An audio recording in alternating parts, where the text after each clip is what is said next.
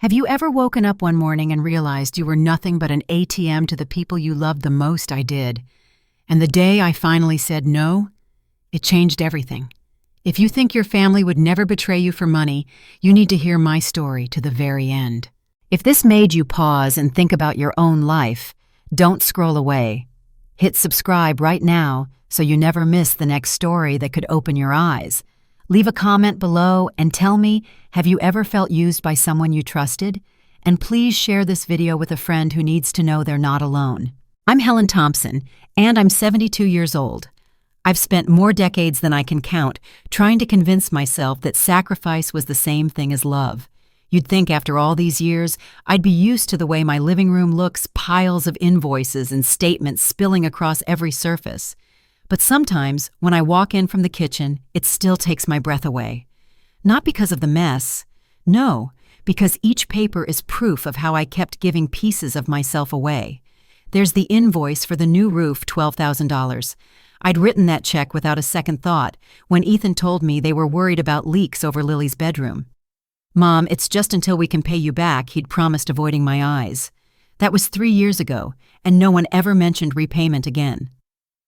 Next to the envelope from the roofing company is the printout of the tuition payment for Lily's private school, $15,000 a semester. I can still remember Monica's voice on the phone, soft and coaxing. "Helen, you know how important this is for Lily's future. She's such a bright girl." I'd said yes before she finished. I always did, because that's what mothers do, at least that's what I'd told myself. Then there's the financing statement for Monica's SUV, $48,000 total plus interest. I could picture her smiling in that glossy black car, waving to her clients, never pausing to think about whose bank account funded her polished image. I'd made every payment on time. My checkbook was like a lifeline stretched between me and the people I loved. I thought if I kept paying, kept saying yes, they'd never drift too far.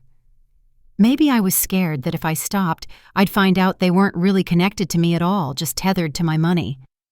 I can't say when the fear began. Maybe it started the day Ethan first called me Mom, with that uneasy tone as if he were bracing for me to say no.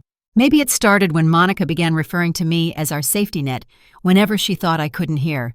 I wish I could pretend it didn't hurt, but it did. It still does. Most mornings I made myself coffee and sat at the dining table surrounded by these receipts, telling myself they were symbols of love, evidence that I was useful, that I mattered. I'd smooth the papers flat, stacking them in neat piles by category. The mortgage helped the car payments, the credit cards Ethan couldn't quite pay down. That ritual organizing my sacrifice became the only routine I had left after James died. James would have shaken his head if he could see me now. He always said I was too soft-hearted, that I mistook obligation for affection. But what was I supposed to do when my son needed help, when my granddaughter deserved the best education, when Monica looked me in the eye and said, "We can't do this without you"? I'd tell myself it was just temporary. "Just until they get on their feet," I whispered every time I signed another check. But years passed, their feet never seemed to find solid ground. And here I was, 72, with a house full of proof that my love had a price tag. My name was on every payment, every promissory note no one planned to repay. If you'd stepped into my living room that afternoon, you might have thought the clutter meant I'd lost control of my life. But the truth was simpler and more painful. I'd never had control at all. Still, I held on to the belief that this was what mothers did. Mothers provided. Mothers sacrificed. Mothers stayed silent when the gratitude never came. Because if I stopped believing that I'd have to admit the truth I was too ashamed to face, I'd been buying my family's affection for so long, I didn't know if any of it was real. That afternoon was Lily's 18th birthday. I'd spent all morning in my kitchen slicing fresh Granny Smith apples, measuring out cinnamon the way she always liked it. The smell of the pie baking reminded me of simpler times when Lily was little and still thought I was her safe place. I tied a ribbon around the warm pie dish, trying to steady my hands. They were shaking more than usual. Maybe it was the weight of everything I'd been thinking lately, the receipts, the silence, the way Monica looked at me like a burden she was too polite to discard. But even then, I told myself it didn't matter. Today was for Lily. Today would be different. I picked up my purse and reached for my car keys when my phone buzzed on the counter. It was a text from Ethan. I remember feeling a flicker of hope.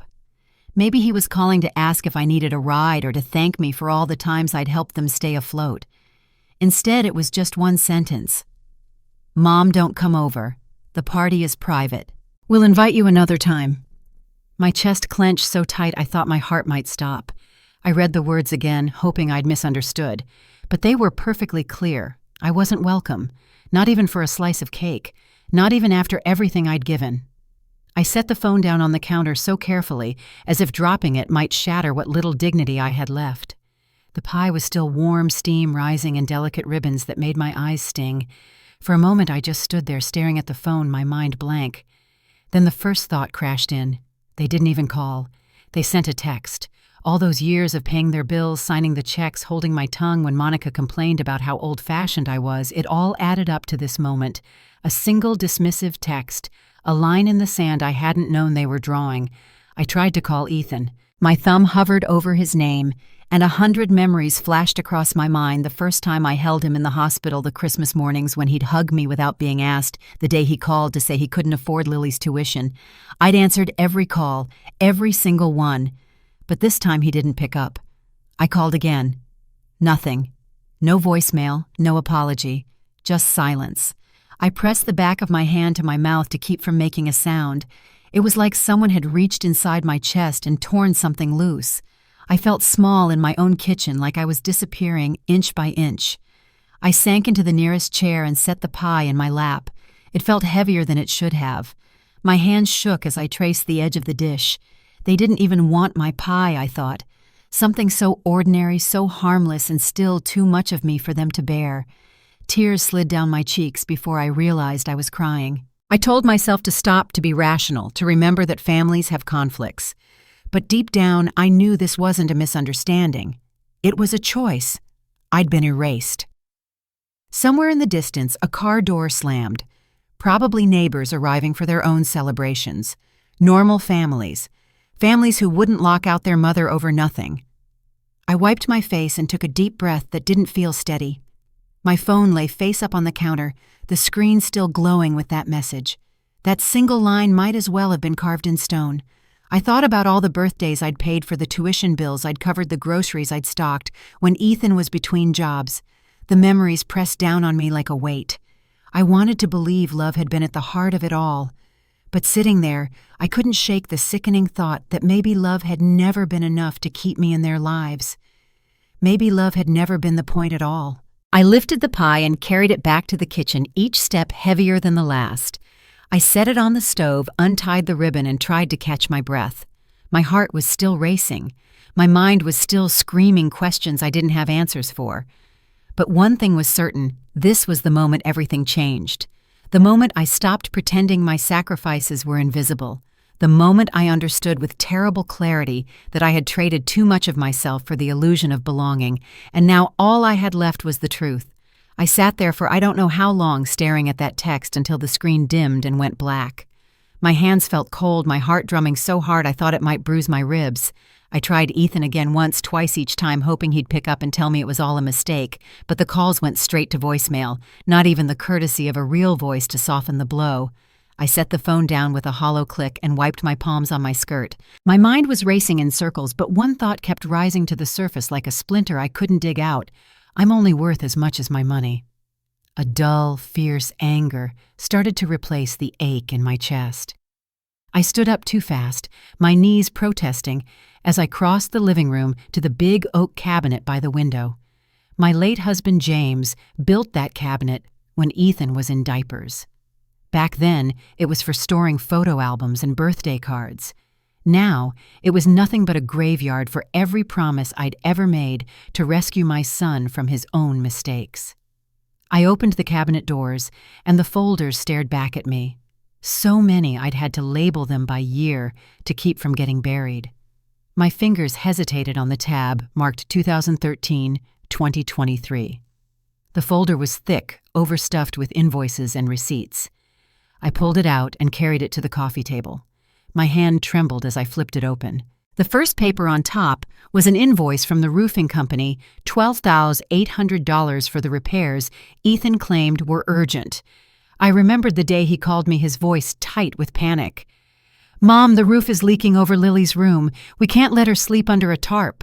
So I'd written the check before he even finished the sentence. Underneath it was the payment schedule for Monica's SUV, $743 a month every month for 5 years. I swallowed hard. That was the same car she used to pull away from my house when she didn't want to come in for coffee. I kept going. Credit card statements one after another. Tuition receipts with my signature in blue ink. Medical bills they'd never explained. All of them neatly filed as if I were some kind of personal accountant instead of a mother. I picked up one random receipt and held it close to my face. It blurred behind a film of tears I refused to let fall. My thumb brushed over the faded numbers, the amount I'd handed over without question. The anger inside me started to coil into something darker.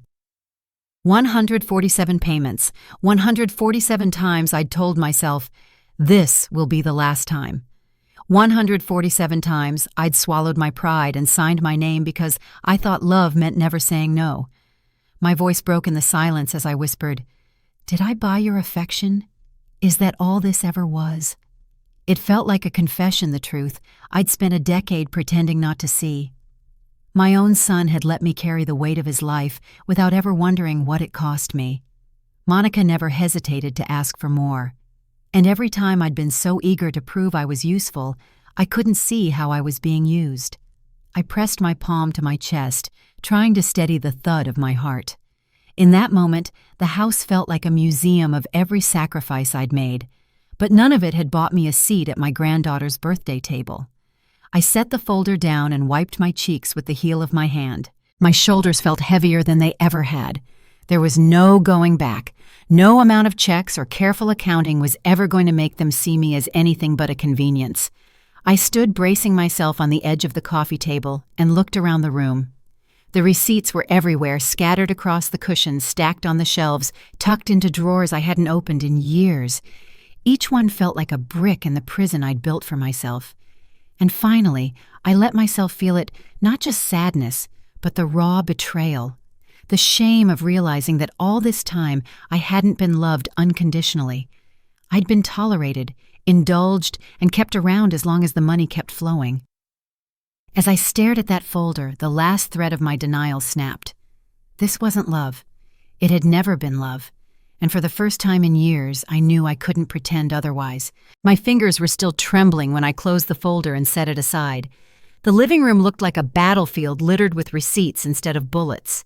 For years, I'd believed those papers were proof of my devotion. But now they just looked like evidence. Evidence that I'd been too afraid to draw a line.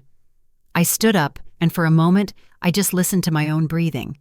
The quiet felt heavier than any argument, any accusation. It was the silence of finally admitting the truth. I walked to the phone and dialed the bank's number. My heart pounded so loud in my ears, I almost couldn't hear the automated menu.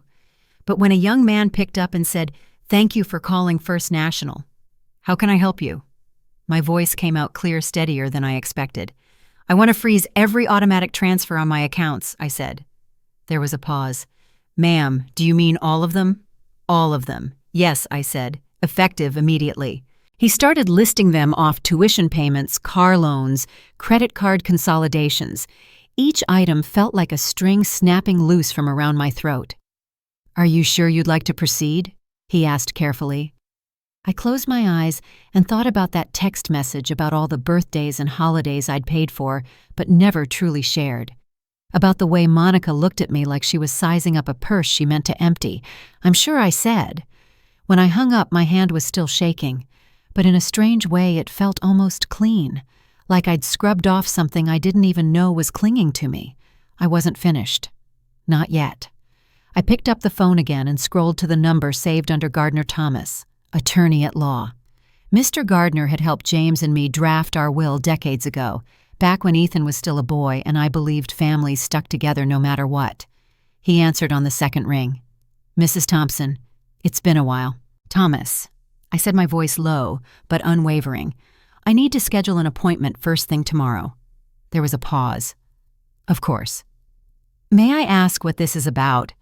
I'm changing my estate plans, I said simply, and I need to revoke some powers of attorney.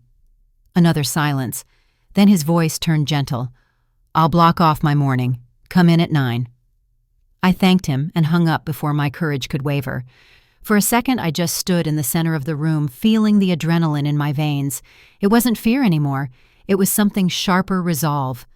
I went to the hallway closet and pulled out the old black ledger where I'd kept every note, every IOU, every little record of the money I'd lent Ethan and Monica. I carried it to the fireplace. My hands didn't shake this time as I opened the cover. I flipped through the pages, $200 for Ethan's emergency dental work, $5,000 for Monica's professional development course, $20,000 to refinance their first mortgage when they said the bank wouldn't give them a second chance. Each line was a reminder of how many times I'd saved them from consequences they never intended to face. I struck a match. The flame flared bright in the dim room. One by one, I fed the pages into the fire. The paper curled and blackened, the ink dissolving into smoke. I thought I might feel regret or panic or sorrow, but all I felt was relief. I was done keeping records, done keeping score. When the last page turned to ash, I set the empty cover aside. My hands were steady now. I went to my bedroom and pulled the small safe from the back of the closet. It was the same safe where I'd tucked the deeds and extra checkbooks just in case Ethan ever needed me again. I tore off a scrap of paper and wrote in big block letters, "No more support. Figure it out yourselves." I taped it right across the front of the safe door. I stepped back and looked at it, breathing slow and even. It wasn't a dramatic gesture for anyone else to see. There were no witnesses to applaud. But to me, it felt like the first honest thing I'd done in years. And in that quiet moment, I finally understood something no one had ever taught me. Sometimes love means stopping the rescue. Sometimes love means saving yourself. That evening, after I taped the note across the safe, I thought maybe I'd feel calmer. Maybe the anger and the grief would finally burn out like the ledger I'd fed to the flames. But as night fell, my quiet house felt charged with something electric, almost vibrating. At first, it was just one call. My phone lit up on the kitchen counter, Ethan's name glowing. I didn't answer. I couldn't. My hand hovered over the screen, but I pulled it back as if the phone were something poisonous. A minute later, it rang again. Then again. By the time the grandfather clock struck 8, he'd called 6 times. I turned the ringer down thinking it would help, but the buzzing continued, a relentless pulsing reminder that he wasn't going to let this go without a fight. I poured myself a glass of water I didn't really want and stared at the cabinets. My heart thudded with a slow, exhausted ache. I'd imagined that taking a stand would feel triumphant. But in reality, it felt like standing at the edge of a cliff waiting for the wind to decide if it would carry me or shove me over. The 7th call came in, then the 8th. I pressed my palm over the screen, feeling the vibration through my skin. The 9th, the 10th. Mom, pick up. I heard his voice in my head the way it used to sound when he was small and scared, but that memory was tangled up now with a grown man's entitlement, his expectation that I'd always cave. The 11th call. I closed my eyes, willing the phone to stop. It didn't. When it rang for the 12th time, something inside me snapped. I grabbed at my thumb, hovering over the green button. For an instant, I pictured answering, letting him pour out all the accusations and the pleas, letting him tell me why I was cruel, why I owed them one more sacrifice. Instead, I set the phone back down, and I turned it off. The silence was immediate, jarring. It settled over the kitchen like a blanket I hadn't asked for. I realized I was gripping the edge of the counter so hard my knuckles were white. I released my grip slowly and let out a breath I didn't know I'd been holding. I walked to the living room, each step feeling heavier than the last. I thought maybe that would be the end of it, that turning off the phone would be enough to make them pause. But then, in the hush of the dark, a notification blinked on my tablet. I picked it up, my stomach already sinking. A text from Monica. "Mom, you are destroying our lives. How could you be so cruel?" Her words glared at me in bright white letters. No greeting, no hesitation, just pure accusation. My throat tightened. I'd expected anger, but seeing it spelled out so bluntly still felt like a slap. I scrolled down. "We have bills due tomorrow. Lily's tuition will bounce. The mortgage will default. This isn't just about you. Don't you care about your family at all?" I read the message twice. Then I set the tablet down on the coffee table. My hands were steady. My chest felt scraped raw, but underneath the hurt, there was something colder, harder. It was clarity. I sank into the old recliner by the window. No tears came. My eyes were dry, almost numb. "Don't you care?" The question echoed in my mind, as if I hadn't spent every year since James died proving exactly how much I cared. As if I hadn't signed every check with shaking hands, telling myself this was love. I looked around the room, the folders, the ashes in the fireplace, the safe with the note taped to it. All the proof of how much I'd given. And still, it was never enough. I drew in a slow breath and rested my head against the chair. For the first time in decades, there was no ringing phone demanding my attention, no voice telling me I had to fix everything. Just silence. I let it settle in my bones. Monica's words tried to claw their way under my skin, but they couldn't. Not anymore. I'd done everything I could, and I was done being told that my boundaries were cruelty. I folded my hands in my lap, feeling an unfamiliar peace. They could rage. They could blame. I wasn't going to pick up the phone. Tonight, I chose myself. I barely slept that night. Even with the phone turned off and Monica's accusations locked out of my house, the echoes of their voices clung to my thoughts like smoke I couldn't clear. Just after dawn, I sat in the kitchen holding a cold cup of coffee I hadn't tasted. The first streaks of sunlight fell across the safe with my note taped to the front, "No more support. Figure it out yourselves." I read those words again and again, reminding myself that I meant them. At 7:15 a.m., I heard the tires crunching across the driveway gravel. I didn't need to look out the window to know who it was. A car door slammed. Another. Fast footsteps on the porch. My heart thudded, but I stayed where I was. The doorbell rang once, twice, then a hard series of jabs that rattled the frame. I stood slowly. Every instinct in me wanted to retreat to the back bedroom and lock the door to pretend I wasn't home. But this was my house, and I'd spent too many years being afraid to say the truth out loud. When I opened the door, Ethan was standing there in a rumpled jacket, his hair uncombed. Monica was beside him, her face pale and pinched. She didn't wait for me to speak. "Mother," she said, her voice already edged with panic. "What have you done?" I stepped back just enough to let them in. "Come inside." Ethan walked past me without meeting my eyes. He paced to the middle of the living room, turned around, and pointed an accusing finger at the safe. "You froze everything," he said. "The mortgage payment bounced overnight. The bank called at 6 in the morning. Monica's voice cracked. "Lily's tuition payment didn't go through. Do you understand what you've done to us?" I closed the door behind them. The old latch clicked into place loud in the charged silence. "I understand perfectly," I said. Ethan's eyes narrowed, then why I drew a slow breath, feeling my hands steady, even though my chest was a riot of hurt and adrenaline. "Because I am done pretending that this is normal," I told him. "I'm done pretending I'm just here to fund your lives." Monica pressed a hand to her forehead like she might faint.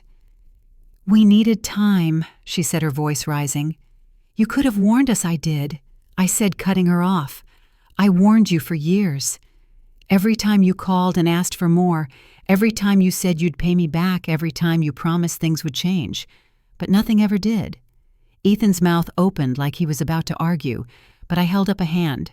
"No," I said quietly. "I am speaking now."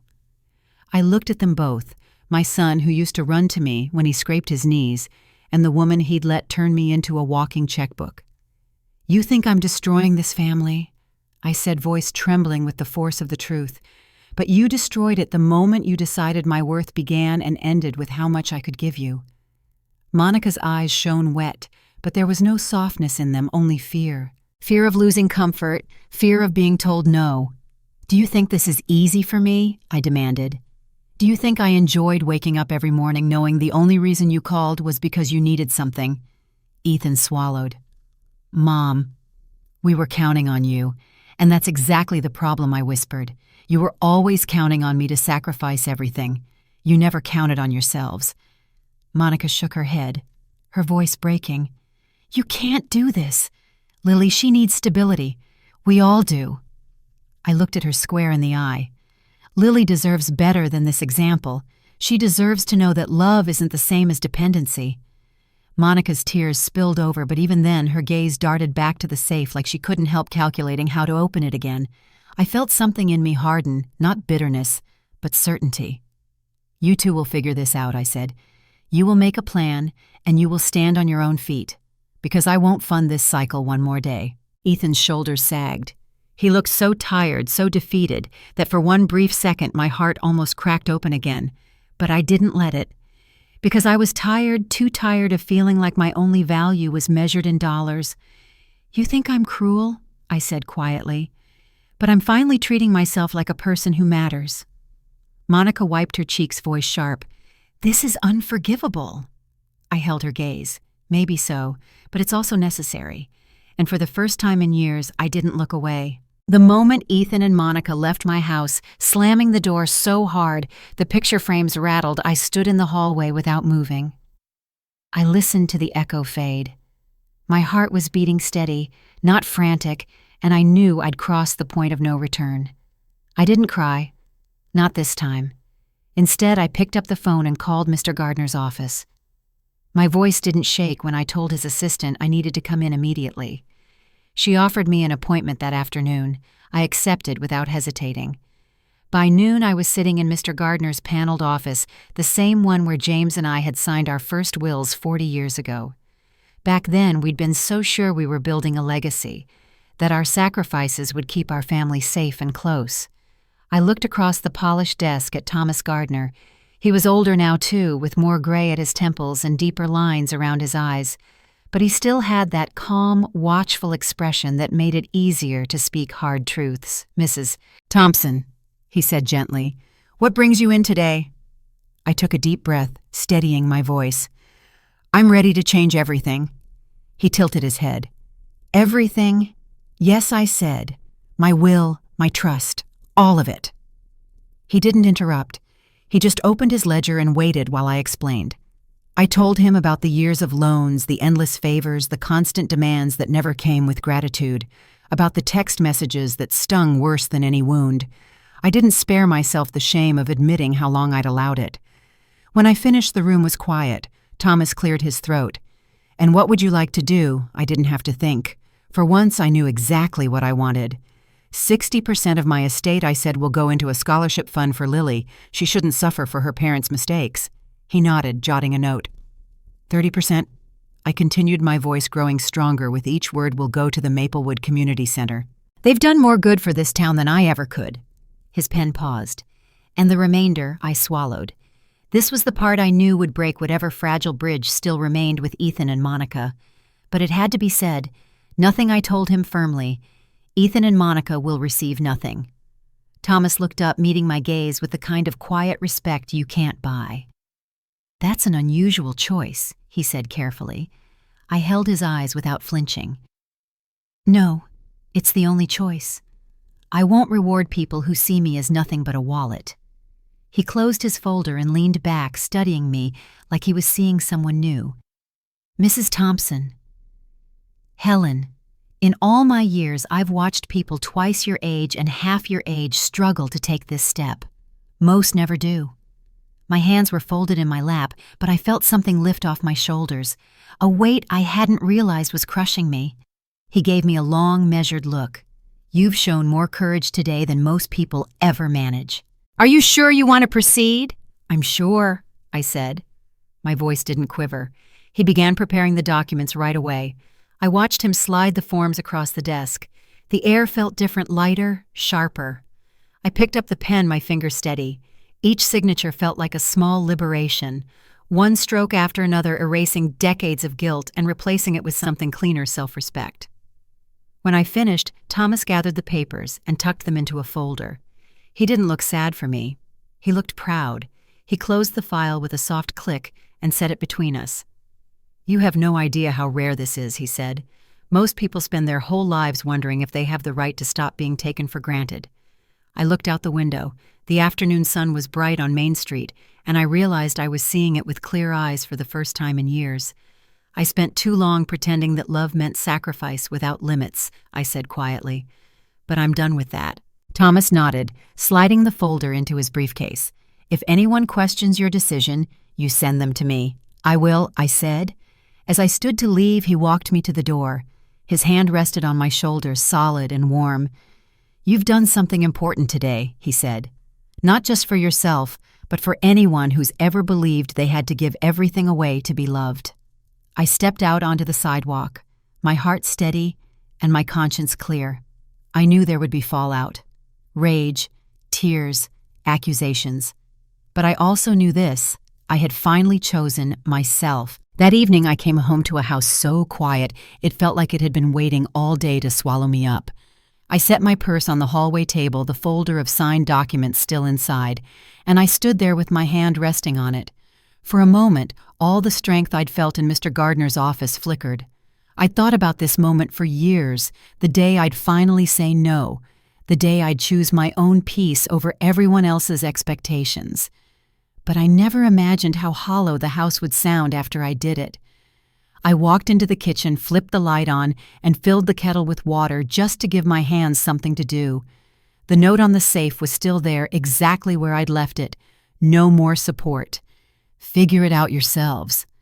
I read it again as if I needed reminding that I hadn't dreamed any of it. While the kettle heated, I stood by the window and looked out over the porch. The sunset was sinking behind the maple trees Ethan used to climb when he was Lily's age. I pressed a palm to the cool glass, feeling a sadness so big it almost choked me. I didn't regret my decision. But that didn't mean it didn't hurt. The kettle whistled, startling me. I poured the water into a chipped mug, set it on the counter, and just stared at it. Then headlights swept across the driveway. My heart lurched. For a second I was sure it was Ethan back to plead or shout or threaten. But when the car door closed, the footsteps that came up the walk were softer, hesitant. I moved to the front door and opened it before she could knock. Lily stood there, her hair pulled back in a messy bun, her eyes wide and uncertain. She looked so much like Ethan at that age, it made my chest ache. "Grandma," she said in a small voice, "can I come in?" I nodded and stepped aside.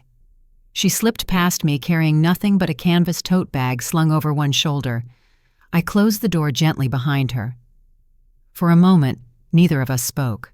Then Lily turned and just looked at me. Really looked the way no one in this family had in years. "I don't know what they told you." I began, my voice already rough, but before I could finish, she crossed the room and wrapped her arms around me. I froze my hands, hovering in the air like I'd forgotten how to receive affection without conditions. "Grandma?" She whispered, her face pressed to my shoulder. "I don't care what they said. I don't care about the money or the fighting. I just need you." My throat closed. For so long, I'd convinced myself that even Lily only came around because her parents expected her to, that she'd learned to see me the way they did, a resource, not a person. But she was here, not to ask for anything, not to blame me, just to stand beside me in the wreckage of it all. I rested a hand on the back of her head. My other arm came up slowly, almost afraid this moment might dissolve if I moved too quickly. "I need you too," I whispered. It was the first time in years that I'd said those words without feeling ashamed. Lily pulled back enough to look up at me. Her eyes were wet but steady. "Dad's upset," she said quietly. "Mom is... I don't even know. She's been yelling all day. But I don't want to be part of that. I just wanted to see you." I brushed a tear off her cheek with my thumb. "You don't have to take sides." "I know," she said. "But if I had to, I'd pick you." I swallowed hard. My vision blurred, but I didn't look away. "Thank you," I whispered. She hugged me again, tighter this time. For a moment, the loneliness I'd carried for so long eased, replaced by something gentler. When she finally stepped back, she glanced around the kitchen. "Do you want some help making tea?" I nodded, and together we moved to the counter. I reached for the mugs, and she filled the kettle again. Our hands brushed, and I realized I was smiling. Just a small, tired smile, but real.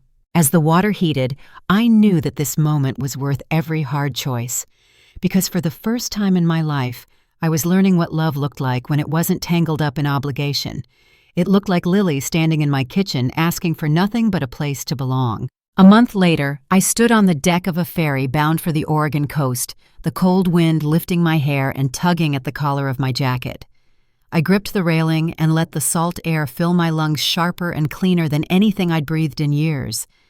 James and I used to talk about this trip when we were young and certain we'd have forever.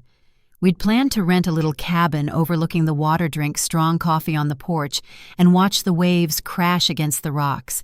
But life kept happening, bills and work and Ethan, and we kept promising ourselves we'd go someday. Someday, I thought, feeling my heart squeeze. Well, someday finally came. The sun was climbing above the horizon, streaking the sky in pale gold. It looked almost unreal, like something you'd see painted across a postcard. I pressed my palm to the railing and closed my eyes. For the first time in decades, there was nothing pulling me backward. No debts to tally, no voices demanding more. No guilt heavy on my shoulders, just me, the cold wind, and the soft slap of waves against the hull. I opened my eyes and let myself smile, really smile, because I knew this was the moment James would have been proud of. Not because I'd planned a trip, but because I'd finally remembered I was allowed to have a life of my own. Behind me, the ferry's door swung open. A few other passengers stepped out, their voices carrying in the crisp morning air. None of them knew who I was. None of them expected anything from me. And I can't explain how liberating that felt. I reached into my pocket for my phone. Even before I looked, I knew who had called. Ethan's name was on the screen, his number lighting up as though it were any ordinary Tuesday, and he was calling to ask about groceries or the weather. For a moment, I just stood there watching it ring. The old reflex to answer nearly overtook me. I could almost hear his voice in my mind, "Mom, we need to talk." But this time, I didn't pick up. I let it ring until the screen went dark again. My hand didn't tremble when I set the phone down on the bench beside me. It wasn't that I didn't care. Of course I cared. I'd always loved Ethan in the way only a mother can love her child. But I also knew that love didn't mean surrendering everything I was. Not anymore. The ferry groaned as it shifted deeper into the channel. The shoreline behind us blurred in the morning haze. I watched it recede, thinking of all the things I'd left behind: the ledger. I burned the safe with its taped note, the years I'd spent believing I had to buy affection to deserve a place in my own family. I thought about Lily and the night she came to me without asking for a single thing except to be held. The memory glowed warmer than the rising sun. She was the proof that some love was real, even if it was rare. I reached for my phone again, but not to call Ethan. Instead, I opened my text messages and tapped out a note to Lily. "The ocean is even more beautiful than I imagined. Someday you'll see it too." I hit send before I could second-guess myself. A gull wheeled overhead, calling out into the wind. I tipped my head back to watch it, feeling my heartbeat slow into something calm and sure.